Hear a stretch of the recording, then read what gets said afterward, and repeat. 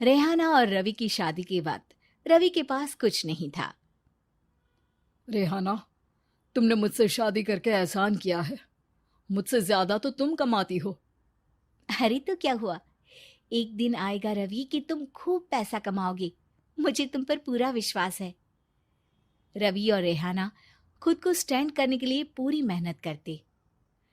रेहाना, मैं नौकरी नहीं करना चाहता हूँ। तो कोई बात नहीं, मैं नौकरी करके घर चलाती हूँ, तुम बिजनेस सेट करने की कोशिश करो। एक दिन रेहाना, तुम जानती हो, मैंने जो विज्ञापन बनाने वाली कंपनी खोली थी ना, उसे बड़ी ब्रांड का ऑफर आया है। अब हम लोगों के दिन ब्यारे न्यारे हो गए हैं। मैं जानती थी रवि कि एक दिन तुम सेटल हो जाओगे। रवि का काम अच्छा चल जाता है। एक दिन वो रेहाना से कहता है, रेहाना, अब हम लोगों का बच्चा भी हो गया है। बहुत छोटा है वो। उसका ख्याल कैसे रखेंगे हम? कैसे क्या, मैं गांव से माँ को लेकर आ जाती हूँ। नौकरी से हाफ डे ले लिया करूंगी। अभी तो वो छोटा है, स्कूल जाने तक मैं मैनेज कर लूंगी। देखो रेहाना, मैं अब अच्छा कमा रहा हूँ। तुमको नौकरी करके परेशान होने की कोई जरूरत नहीं है। अरे कैसी बात कर रहे हैं, मैं अपनी लगी लगाई नौकरी कैसे छोड़ दूं? और मैंने तो सुना है हम लोगों को कुछ ही महीनों में सरकारी नौकरी मिल जाएगी। सरकारी नौकरी में कितना कमा लोगी? उतने में तो मैं ड्राइवर रख लूंगा। रेहाना को रवि की बात का थोड़ा बुरा तो लगता है। कम से कम मेरी नौकरी की इतनी बेइज्जती मत करो। भूल गए, इसी नौकरी के बदौलत तुमने अपना बिजनेस खड़ा किया है। अरे वो तो मैं किसी के भरोसे भी कर लेता। देखो, अपने बच्चे को संभालो, घर का काम करो। अब बाहर जाती तुम अच्छी नहीं लगती हो। रेहाना रवि के कहने पर नौकरी तो छोड़ देती है, लेकिन अब बड़े से घर में उसकी कीमत किसी नौकर से कम नहीं होती। एक दिन रवि का दोस्त आता है। भाभी, हम लोग तो आपको तब से जानते हैं जब से आप लोग शादी होकर इस शहर में आए थे। आपकी बदौलत ही सारा बिजनेस खड़ा हुआ है। ये किस्मत तो आप ही की है भाभी। हाँ हाँ भाई, हमारी मेहनत तो कुछ है ही नहीं। अरे होगी, लेकिन भाभी की किस्मत के आगे कुछ नहीं। दोस्त वहां से चला जाता है, लेकिन रवि का गुस्सा सातवें आसमान में होता है। देखा कैसे बोल रहा था? अरे बिल्कुल अच्छा आदमी नहीं है ये। कैसी बात कर रहे हैं आप? प्रशांत भैया तो बहुत अच्छे इंसान है रवि। कैसे उन्होंने हमारे मुश्किल वक्त में हमारा साथ दिया था। अरे था पैसा तो साथ दिया, नहीं तो कौन पूछता है? रवि का व्यवहार पैसा आते ही अलग हो गया। वो बंदे को बंदा नहीं समझता। घमंड से घिरे रवि ने तो एक दिन हद ही कर दी। रेहाना, मैं अब तुम्हारे साथ नहीं रह सकता हूँ। क्या क्या बकवास कर रहे हो रवि? क्या कहना चाहते हो? और क्यों नहीं रह सकते तुम मेरे साथ? देखो, मुझे कोई और पसंद है, और उसने साथ रहने पर बस यही शर्त रखी है कि मुझे तुम्हें तलाक देना होगा। रेहाना, जो कि एक स्वावलंबी महिला थी, उसने बिना देर किए रवि को कह दिया, कोई इश्यू नहीं, मुझे पैकिंग में 4 दिन का वक्त लगेगा, लेकिन तब तक मैं तुम्हारे साथ नहीं रहूंगी। 4 दिन के लिए तुम कहीं और शिफ्ट हो जाओ, मैं घर से निकलूंगी तो बता दूंगी। रवि घर छोड़कर चला जाता है। रेहाना को दुख होता है, वो रोती है, लेकिन व्यवहार से स्ट्रांग रेहाना को पति के वापस आने का और उसे सबक सिखाने का पूरा भरोसा था। फिर एक दिन, अरे शुशिका, कब शादी करोगे तुम मुझसे? यार मैंने तो सोचा था तुम शादी से पहले मुझे विदेश लेकर जाओगे, महंगी कार दिलाओगे। अरे सब दिला दूंगा, लेकिन पहले मुझसे शादी तो कर लो। हाँ हाँ, क्यों नहीं। मैं कुछ दिनों के लिए अपने मम्मी पापा के पास जा रही हूँ और लोगों से अपनी शादी की बात करूंगी। अरे शुशिका, कैसे रहूंगा मैं तुम्हारे बिना? अब तो शादी ही होने वाली है हम लोगों की। शुशिका रवि को छोड़कर चली जाती है। रवि घर आता है, जहां रेहाना को ना पाकर उसे सब अजीब लगता है। घर तो रेहाना के बिना कुछ नहीं है। बच्चे की याद भी आ रही है। चलो एक वीडियो कॉल कर लेता हूँ। रवि रेहाना को वीडियो कॉल करता है, लेकिन रेहाना फोन नहीं उठाती। रात को सोते वक्त, मन कर रहा है मुन्ने को गले लगा लूं। चलो कोई ना, शुशिका से शादी के बाद मेरे और भी बच्चे होंगे। अगले दिन रवि ऑफिस जाता है, जहां टीना खड़ी होती है। सर, आपने अपने नए ऐड के लिए मॉडल की रिक्वायरमेंट डाली थी ना, मैं उसी के लिए आई हूँ। रवि टीना को देखकर खुश हो जाता है। अब शादी हो गई है तुम्हारी? नहीं सर, बस अच्छा सा हैंडसम और अमीर लड़का देख रहे हैं मेरे मम्मी पापा। रवि के दिमाग से तो टीना को देखकर शुशिका का ख्याल भी खत्म हो जाता है। अरे यार, ये लड़की मिल जाए कितनी सुंदर है। शुशिका तो इसके आगे कुछ नहीं है। अब क्या तुम्हें ऐसा नहीं लगता कि मुझसे मिलकर तुम्हारी ये खोज खत्म हो गई है? आप तो 2 बच्चों की पापा लग रहे हैं। अरे नहीं नहीं, मेरी शादी तो हुई थी, लेकिन बीवी को किसी और से प्यार था, मुझे छोड़कर चली गई।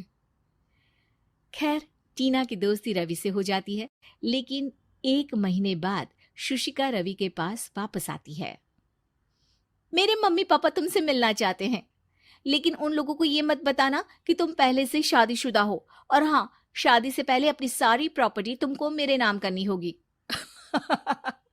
अरे पागल, अब मैं तुमसे शादी ही नहीं करना चाहता। भला ऐसी लालची औरत से कौन शादी करेगा? तभी वहां टीना आ जाती है। रवि, ये पागल सी औरत कौन है? देखो, तुमने ही कह दिया ना पागल, तो पागल ही है। पता नहीं कौन है, कह रही है शादी कर लो, लेकिन शादी से पहले अपनी सारी प्रॉपर्टी मेरे नाम कर दो। बोल तो सही रही है। वैसे तुम जानती हो, मेरी एक सहेली है, उसके पति ने उसे पैसा आते ही छोड़ दिया, जबकि उसको खड़ा करने वाली ही मेरी सहेली थी। और मुझे भी भरोसा नहीं है। अगर मैं भी तुमसे शादी करूंगी तो तभी जब तुम मेरे नाम अपनी सारी प्रॉपर्टी कर दोगे। अरे हाँ हाँ, क्यों नहीं, बिल्कुल कर दूंगा। रवि और टीना की शादी की तारीख तय हो जाती है।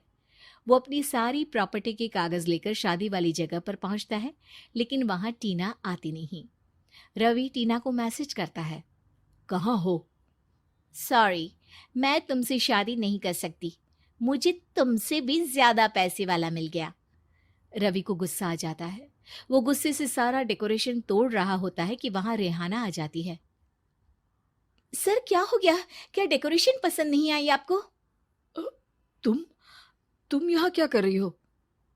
मैं यहाँ की डेकोरेटर हूँ। क्या आपको पसंद नहीं आई यहाँ की सजावट? रवि दौड़कर रेहाना के गले लग जाता है। मुझे माफ कर दो रेहाना।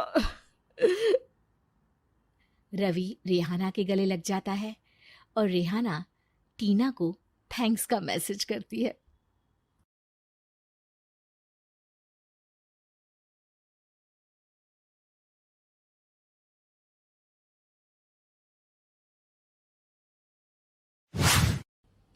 पिताजी, जल्दी चलिए, वरना मैं आज स्कूल में देरी से पहुंचूंगा।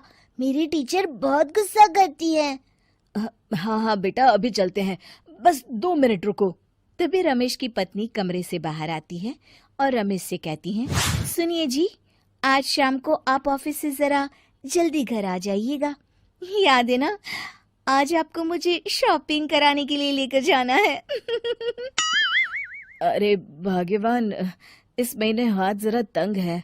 मेरी मानो तो शॉपिंग का विचार कुछ दिनों के लिए अपने दिमाग से निकाल ही दो।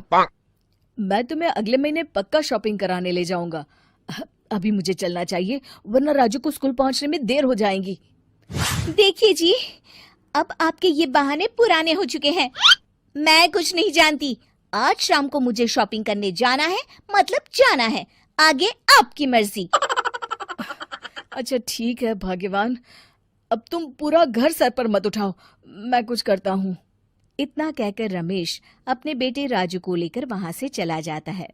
घर से निकलने के लिए रमेश जैसे ही अपनी मोटरसाइकिल शुरू करता है, तभी उसकी माँ उसे आवाज देकर कहती है, अरे रमेश, आज शाम को मुझे कुछ पैसे दे देना। याद है ना, मैंने तुझसे कहा था कि मुझे मंदिर में चढ़ावा चढ़ाना है। अरे माँ, मेरी तनख्वाह आने में अभी 10 दिन बचे हैं, अभी मेरे पास बिल्कुल पैसे नहीं है। हाँ, मेरी तनख्वाह मिलते ही मैं तुम्हें पैसे दे दूंगा। रमेश की माँ चिढ़कर कहती हैं, अरे तेरा दिमाग तो खराब नहीं हो गया? मैंने तेरे भरोसे मंदिर के पुजारी जी से वादा कर दिया है और तू कह रहा है कि पैसे नहीं है। अब मैं पुजारी जी को क्या जवाब दूंगी? तुझे तो मेरी इज्जत की भी कुछ परवाह नहीं है। अच्छा ठीक है माँ, अब तुम गुस्सा मत करो, मैं शाम तक कुछ इंतजाम करता हूँ। इतना कहकर रमेश वहां से चला जाता है। फिर दोपहर को जब रमेश अपने दफ्तर में बैठा होता है, तब उसे अपनी पत्नी और माँ की बातें याद आती हैं। रमेश अपने दफ्तर के एक साथी मोहन से कुछ रुपए उधार मांगता है। अरे भाई मोहन, मेरा एक छोटा सा काम कर दो, मुझे कुछ रुपयों की सख्त जरूरत है। मुझे कुछ दिनों के लिए क्या तुम रुपए उधार दे सकते हो? अरे रमेश भाई, मैं तुम्हें पैसे उधार तो दे सकता हूँ, लेकिन मुझे वक्त पर पैसे लौटा देना। वैसे भी मेरा मानना है कि दोस्ती यारी में कभी पैसों का व्यवहार नहीं करना चाहिए। ये कहावत तो तुमने सुनी ही होगी कि उधार प्रेम की कैंची है। मैं नहीं चाहता कि पैसों को लेकर हमारा रिश्ता खराब हो। अरे मोहन, तुम बिल्कुल चिंता मत करो, मैं तुम्हारे पैसे वक्त पर लौटा दूंगा। फिर मोहन रमेश को पैसे दे देता है। शाम को घर आकर रमेश कुछ पैसे अपनी माँ को देता है और साथ ही अपनी पत्नी को भी शॉपिंग कराने बाजार लेकर जाता है। रमेश की पत्नी और उसकी माँ का स्वभाव जरूरत से ज्यादा खर्चीला होने के कारण दोनों हमेशा बेवजह पैसे खर्च करती हैं। फिर एक दिन, सुनिए जी, अगले हफ्ते हमने छुट्टियों में कहीं बाहर जाने का प्लान बनाया था। आपने पैसों का इंतजाम कर लिया ना? अरे अभी कहाँ, अभी तो मेरे पास बिल्कुल पैसे नहीं है। हम कभी और चले जाएंगे। देखिए जी, मैंने सभी सहेलियों से कह दिया है कि मैं बाहर घूमने जा रही हूँ। अगर मैं नहीं गई तो सब मुझ पर हंसेंगी। आप कहीं से भी पैसों का इंतजाम कीजिए जी। इतना कहकर रमेश की पत्नी वहां से चली जाती है।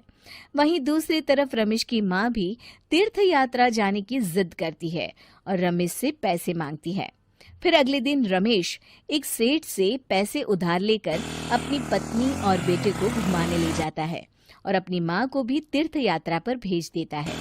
लेकिन जैसे ही रमेश अपनी छुट्टियां बिताकर वापस आता है, कर्जदार उसका जीना मुश्किल कर देते हैं। इतना ज्यादा कर्ज एक साथ अपने ऊपर देख रमेश काफी परेशान रहने लगता है। फिर एक दिन राजू की स्कूल की फीस वक्त पर न भर पाने के कारण रमेश को स्कूल में बुलाया जाता है। स्कूल के प्रिंसिपल साहब रमेश को सख्त हिदायत देते हैं कि अगर वक्त पर स्कूल की फीस नहीं भरी गई तो उनके बेटे का नाम स्कूल से काट दिया जाएगा। अपने बेटे की स्कूल की फीस भरने के लिए रमेश अपने दोस्त गिरधारी से कुछ पैसे उधार ले लेता है और स्कूल की फीस भर देता है। रमेश की माँ और उसकी पत्नी खर्चे और घर की जिम्मेदारी संभालते संभालते धीरे धीरे रमेश पूरी तरह कर्ज में डूब जाता है। और तभी एक दिन दफ्तर में काम करते समय रमेश की तबीयत अचानक बिगड़ जाती है और वो बेहोश होकर गिर पड़ता है। उसे जल्दी से पास के एक अस्पताल में भर्ती कराया जाता है। रमेश के घर वालों को ये बात पता चल जाती है तो वे सभी अस्पताल पहुंचते हैं। अस्पताल के डॉक्टर साहब उन्हें बताते हैं, देखिए, देर रात तक जागने और जरूरत से ज्यादा काम करने की वजह से इन्हें चक्कर आ गया था। बेहतर यही होगा कि इन्हें कुछ दिनों के लिए पूरी तरह आराम करने दिया जाए।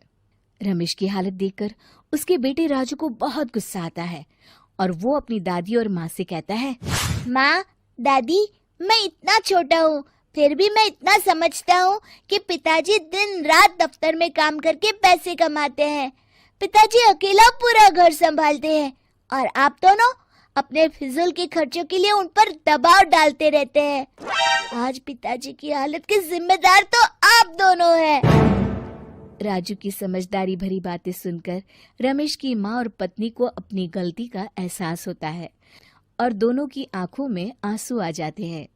फिर कुछ दिनों के बाद रमेश की तबीयत एकदम अच्छी हो जाती है और वो पहले की तरह अपने काम पर जाने लगता है।